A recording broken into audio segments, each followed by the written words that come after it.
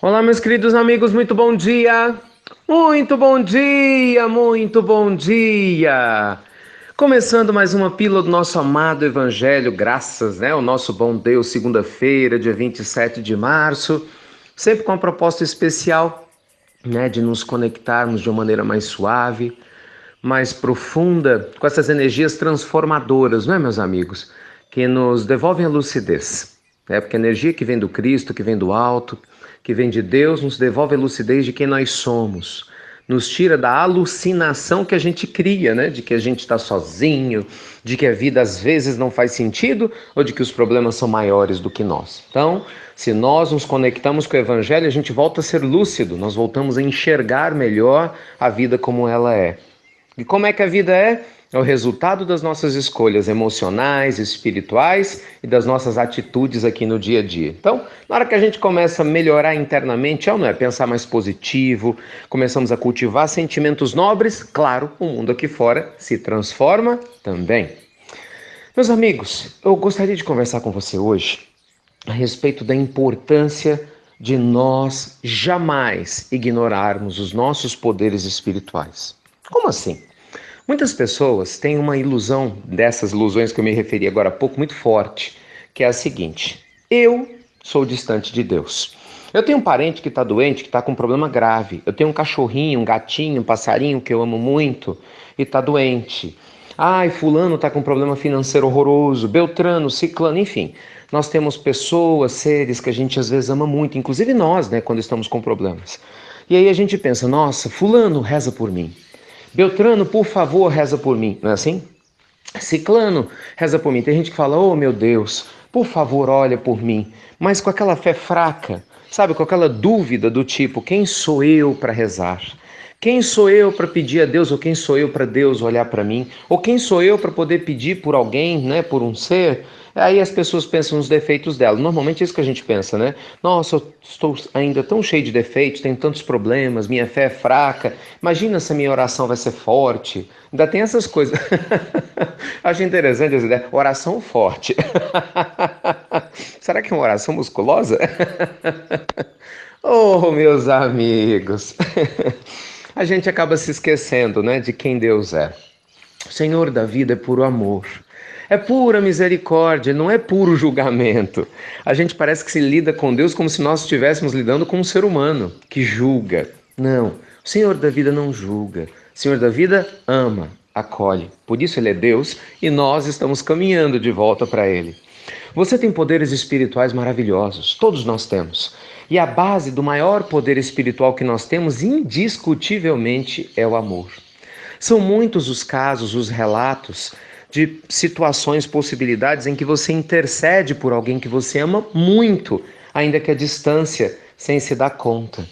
Há casos lindos, O Chico costumava muito dizer que quando ele trabalhava nas atividades sociais, ele era suportado no seguinte, de receber suporte pelas orações de pessoas que oravam por ele à distância e que lhe davam muita força. Tem um caso conhecido na cidade de São Paulo, quando ele sai em atividades profundas para poder se dedicar a algumas situações sociais e tinha uma senhora que o havia conhecido e que tinha prometido orar por ele constantemente durante todo o trabalho dele. E assim o fez. Chico, quando voltou, encontrou com essa senhora em uma atividade, olhou para ela com o coração cheio de gratidão e, surpreendendo a senhora, disse a ela: minha filha, você não tem ideia do quão me fez bem as suas preces. Eu realmente estava precisando. E a mulher arregala o olho e começa a chorar, porque o Chico sentiu as orações e, como se diz assim, adivinhou, Porque ela não tinha dito nada para ninguém. Imagina, aquela mulher no anonimato, talvez até ignorando e certamente ignorando o seu poder espiritual, intercedia por esse gigante do amor divino na terra e ele o agradecia, a agradecia com todo carinho. Gente, isso é muito profundo. Lá no livro Libertação, logo na introdução, o nosso mentor Gubbio, através das palavras lindas de André Luiz, diz: André Luiz, meu filho, quando você ora por alguém, quando você quer muito que alguém, que algum ser que algo muito bom aconteça para alguém, a sua vibração.